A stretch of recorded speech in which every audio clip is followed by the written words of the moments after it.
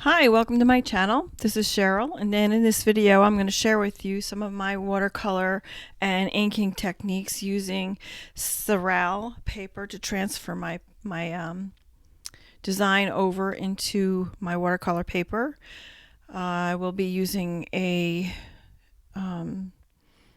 some of my Derwent Inktense watercolor pencils, and I have a set of Derwent watercolor pencils that I'll be using, and I'll share with you some techniques using the pencils and watercolor.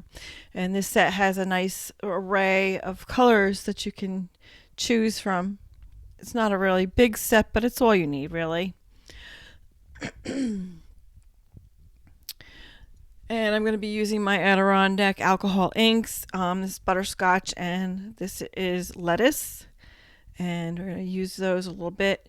And I'm using my Royal Langnickel watercolor brushes, around 10 and around 3. And they work pretty well. And also my Princeton 20 liner brush that I use when I do the inking. And I also would use a gel pen, a Uniroyal gel pen, and some white gouache. Later on I'll show you that. And of course water.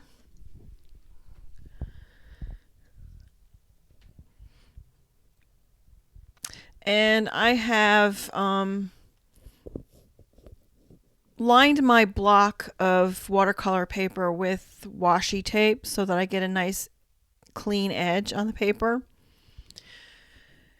And the first thing I will do is work on the background. So what I will do is first wet in the areas around the butterfly and the flower to represent the sky area of the background. And I'll be using my Derwent watercolor pencils on a couple shades of blue, and just add the color to the water and let the water take the ink, the pigment, and work with it, trying to keep my vibrant colors to the outer edge. And I want it to be a little softer towards the butterfly because I want him to really pop. I want him to stand out. So just letting the water take the color pigment and letting it do its own thing, playing with it a little bit, adding color here and there, and it's giving me a really nice cloudy sky effect in the background.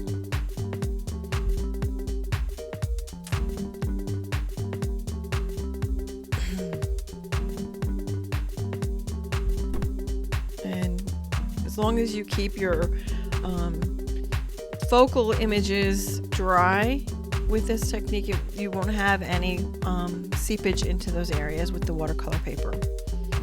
So now I'm working on the background of underneath the flower, and I want that to represent more of a greenish area for other foliage vegetation, so to speak.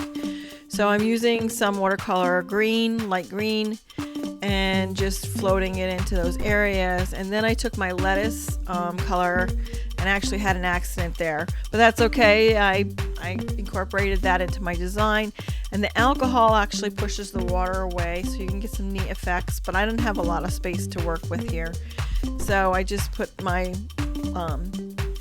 lettuce alcohol ink and kind of dropped it into the watercolor, and it pushes things away and gives you kind of a neat effect. So playing with that a little bit, and that big splotch of, I dropped a drop of alcohol ink right there, but that's okay. I'm going to work it into the design.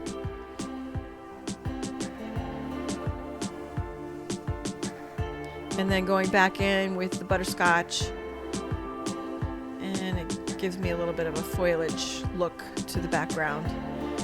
So now I'm going in with some regular watercolor. It's like a light green, to give the center of the flower, the little stamens, the green foliage color, and then working on the stamen, the actual stem of the flower. So I'm going in dry with the pencil and putting in my darkest areas with the dark green, and then I go in with some water on a brush and I blend it. And I didn't want all of it to be dark, but I want the areas that are shaded to be the darker green. And we're working in super fast speed because I don't want the video to be too long. So what I'm doing now is I wet the paper there, and I have my watercolor pencil, and I'm going straight in and adding little dots here and there, little dots and dashes to put in the center of the flower, and just going through and letting the pencil and the ink do its own thing. So you can apply the pencil directly to wet paper, or you can apply it dry and add water to it, or not add water to it, depending on what your technique is. I'm putting in a little bit of green to represent the little stems for each little flower bud in the center, and working the layers up as we go. So now I'm blending and just taking a little water and just doing a little bit of blending, smoothing out some of the harsh edges of the pencil.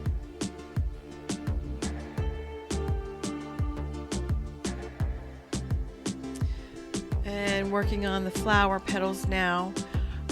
With this, I'm starting out with like a very light yellow and starting in the shaded areas of the petals, and I will be doing layers on this, and you really want to preserve your white highlights on the petals, so being careful not to spread it too far into the highlighted areas. I'm adding this yellow, which will be my first layer of watercolor. And then I will go back in and use my brush with some water and blend.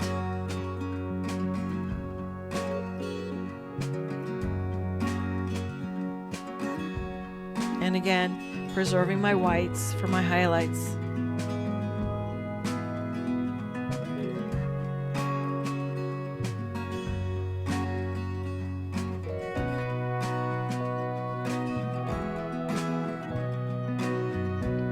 Adding more definition. With watercolor, sometimes you have to let it dry. So you work in different areas. You jump from here to there and there to here, so that you can allow the colors to dry so you can do another layer. So I'm doing another layer with an orange watercolor pencil. And again, I'm jumping over to the stem, adding a little bit more color and blending. So you jump around from one thing to the next, so that your colors don't blend into each other.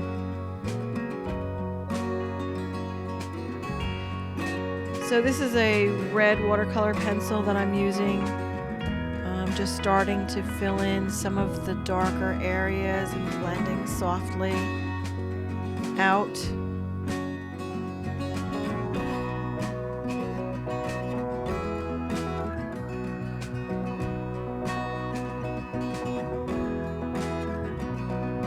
Preserving the highlights, of course. And this is the first layer of the shading.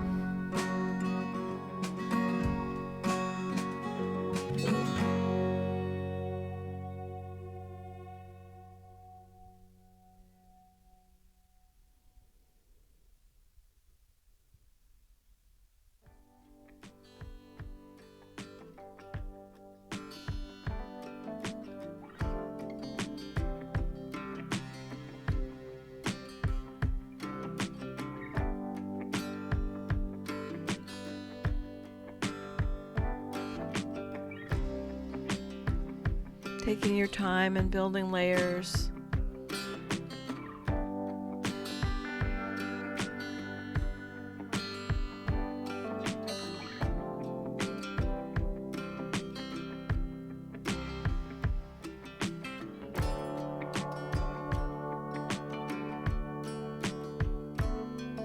Adding more texture to the flower center.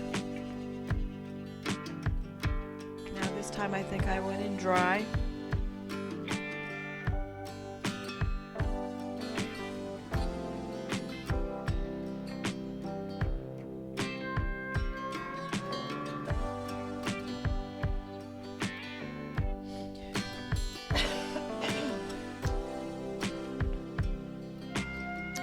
see I'm wetting the tip of the pencil and adding the color to the brush.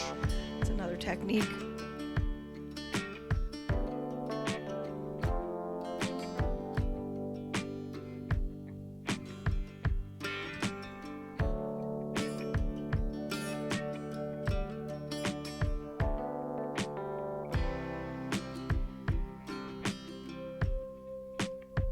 Adding more color and pigment to the leaves and taking my time adding color and building.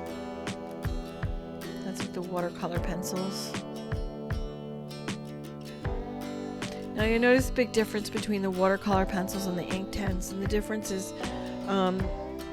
it has a lot more pigment color, the Inktense does, but it's also different in that once it dries, it's permanent. You can't lift it or you can't re-wet it. Where the watercolor, you can re-wet and work with it a little bit to lift the color if you need to. I use the Inktense last.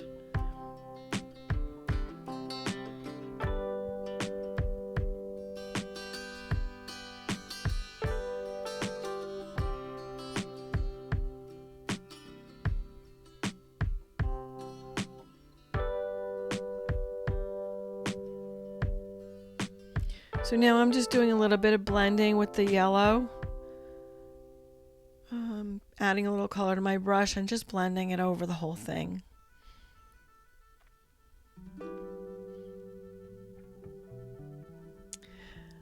I am deepening my darkest area in between the petals and the center of the flower to add a little contrast and dimension into the painting.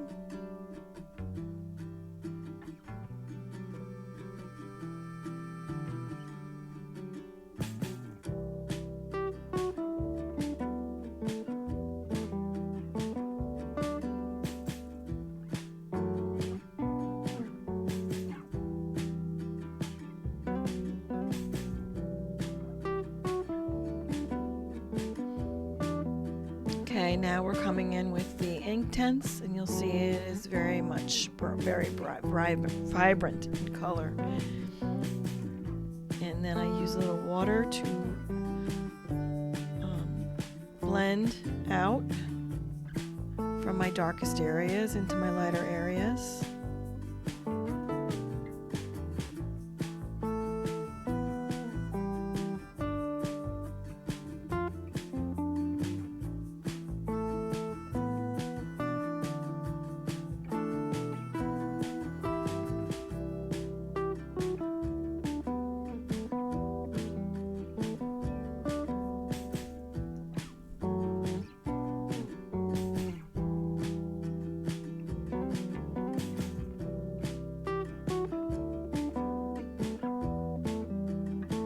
Now I'm going to use my Liquitex acrylic inks to do my ink work, and it's a lot of tedious work, especially with the butterfly, to add all the little markings and whatnot into the butterfly's wings. So we're going to go super fast after initial showing you what I'm doing. And then we're going to go really fast through the inking process.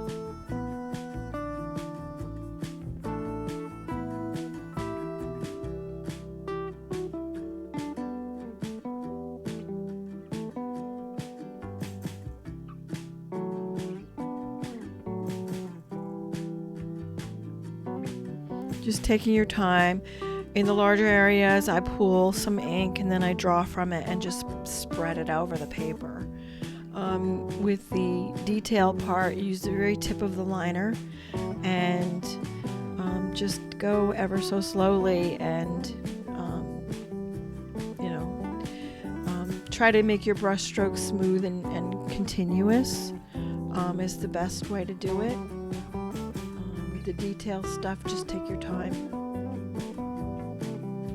But for the line work, you want to do it in kind of a carefree but controlled manner to get some nice smooth lines.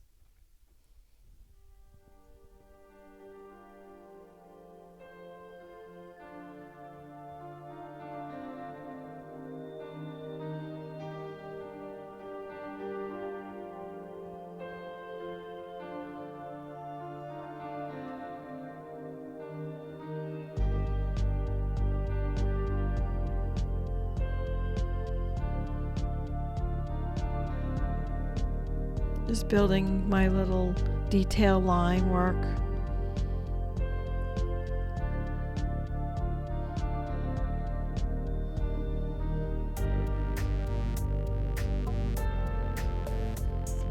This is a zebra butterfly.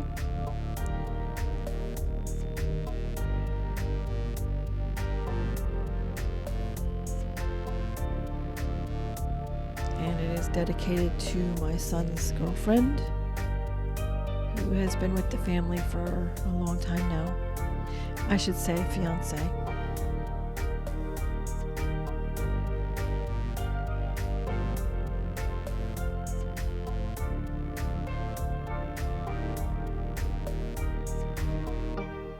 So this painting will be for sale on my website, artbycherylann.com. If you like this video, please hit the like button for me and share the video with friends. And don't forget to subscribe if you haven't already subscribed. If you have, I thank you for coming back and watching my videos. I really do appreciate you watching my videos, and hope that you will make some comments on what you would like to see me do in the future, and keep my channel interesting for you.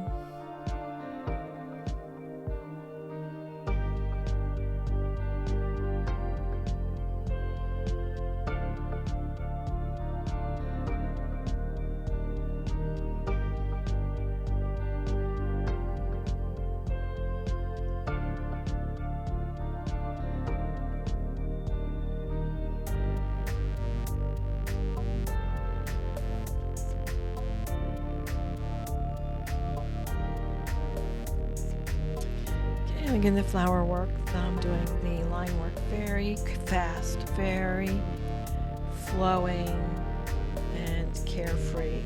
Just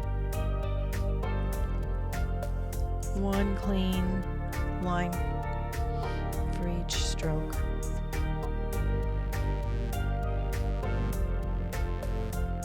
And this is where I add some detail, some texture to the flower.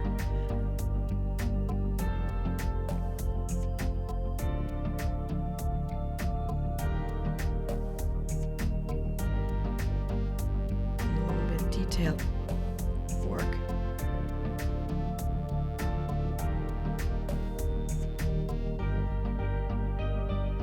Dots and dashes, dashes and dots. And here, there. It brings the flower alive.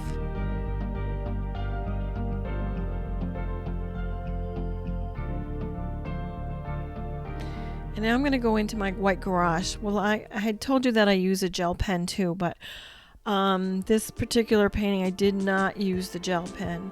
However, you can use a gel pen over top of your watercolor. The gouache seems to work really well, and what I'm doing here is I'm just cleaning up some of my details in the butterfly, some of the little circles and line work that's there, and brightening up those stripes so that the butterfly's design will pop.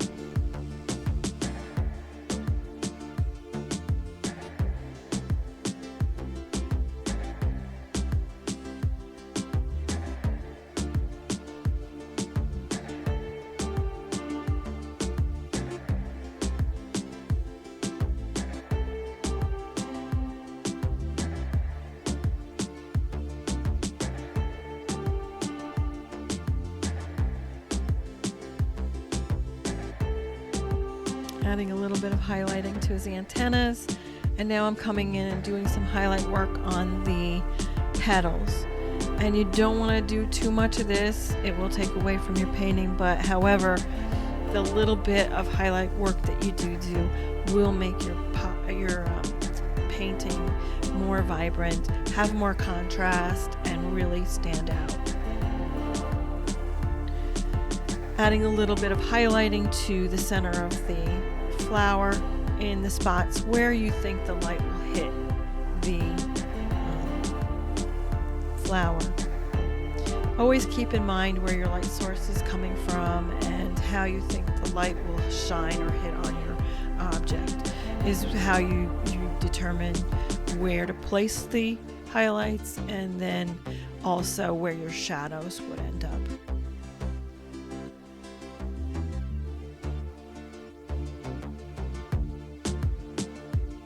So of course, always sign your work.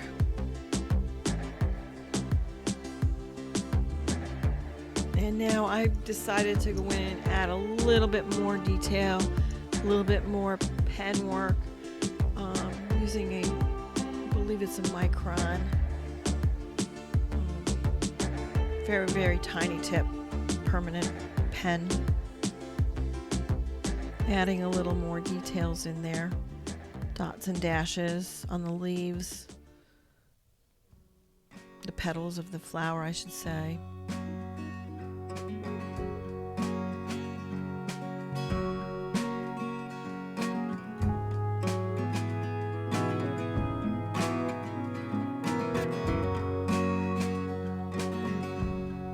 Gives the painting more interest.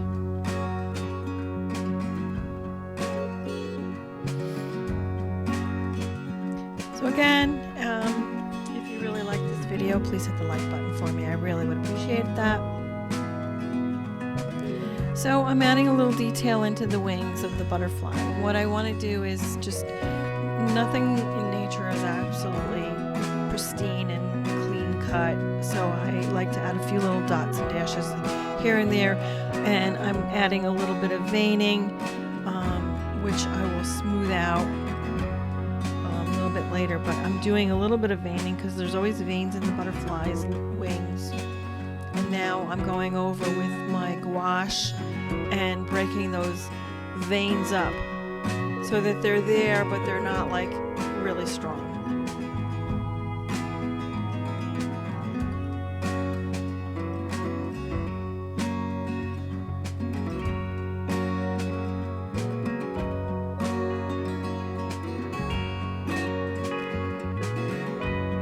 So there you have it.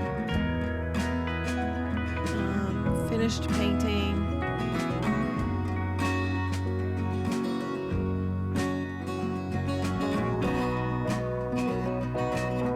Let me know if my techniques are of any help to you.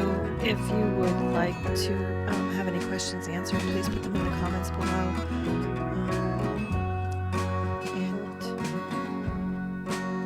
Show you the block that I'm using, the watercolor block that I'm using. And all the materials that I'm using will be in the description below. I am an Amazon affiliate, and if you purchase any of the items through my links, I will receive a small commission. However, it would be at no additional cost to you. So I would really appreciate it if you support me and my channel and my art. If you need any of the supplies, that you use my links, it would be really, really appreciated. So this block, you know, all watercolor blocks have a little area that is free. The edges are all glued so that the paper doesn't ripple on you, and so you just kind of peel it off with your hands slowly, and there you have it, the completed piece.